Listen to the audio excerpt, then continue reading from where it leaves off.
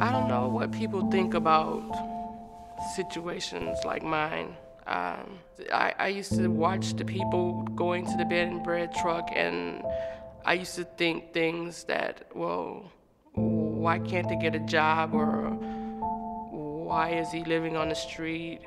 But now I got a close-up look at how a person's whole life can be turned around in an instant.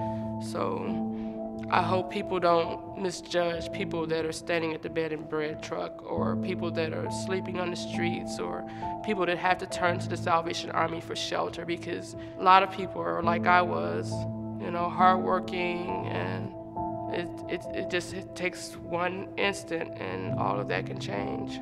My name is Constance Hargrove, and this is my story.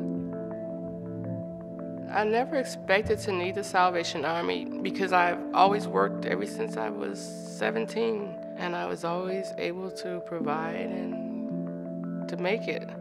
I've been welding now for, 14 years, and when I learned how to weld, I loved it. I was a natural. I think it took me a couple of weeks, and I had it down packed. The company I worked for provided parts for the big three. When this company that bought out the company I worked for went under, when they went bankrupt, all the companies that it had underneath it went bankrupt. I just thought it was just a temporary layoff and that they would call us back soon, but 6 months turned into a year turned into 2 years, and so on and so forth. I had some savings. I even had a 401k build, but when my savings was depleted, I was like, oh my goodness, I felt lost. I felt like, okay, what am I gonna do next? I needed to be able to provide a stable roof over our heads so that we wouldn't have to worry about where we were gonna live and how we were gonna live. I reached out to the Salvation Army and they helped me. They didn't judge me or make me feel ashamed. They share food and shelter with thousands of people every day because everyone deserves food to eat and a place to sleep. Help was right there on the street corner. I just looked for that big red shield on the side of the road. No mother wants to see her kids go to bed hungry. No mother wants to have to tell her child that she can't provide for them the basic necessities. And I just thank God for the Salvation Army for being there, because I knew that I could feed my kids and tomorrow would be a better day and another chance. Every time I stepped to the truck, there was always a warm greeting, a nice, a warm face, a smile, a hello, how you doing? What can I give you today? What can I help you with today? It was always somebody that you thought that if you had a problem or needed to talk to somebody, that you could talk to this person, and that they would listen and hear everything that you were saying. I knew that the Salvation Army would come like clockwork every day and pass out food and warm meals and hot coffee and cocoa. I looked for them, and they were there, and I could get a meal there for me and my kids, and I could, look forward to another day and know that, hey, today has been taken care of by the help of the Salvation Army. I think they're just everything.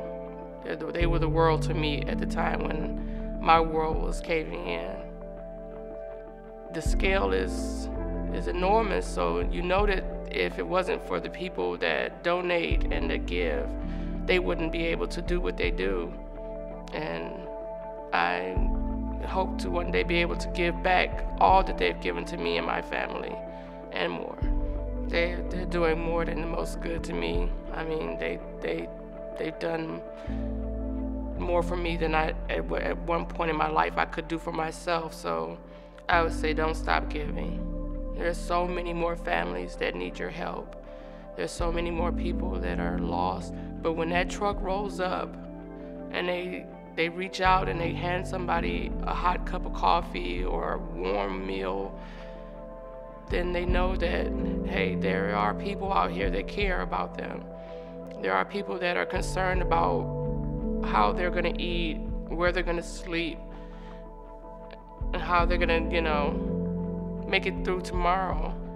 An organization like this that comes out to the most devastated areas, to some of the dangerous areas, and they still are there day in and day out, giving and sharing and helping. It's amazing. It's a miracle, really. I feel very optimistic and very positive about my future now. Last fall, I started my own business with a partner from my old employer. We have a strong start, and I'm determined to see that we keep moving forward. It's gonna take us all sticking together and pulling together in order for us to get back on our feet. We can't be selfish and just think about our household, our kids. We have to think about the next household, our neighbors. I thank God for these people. They are doing the most good. I've seen it firsthand. My life is a great example.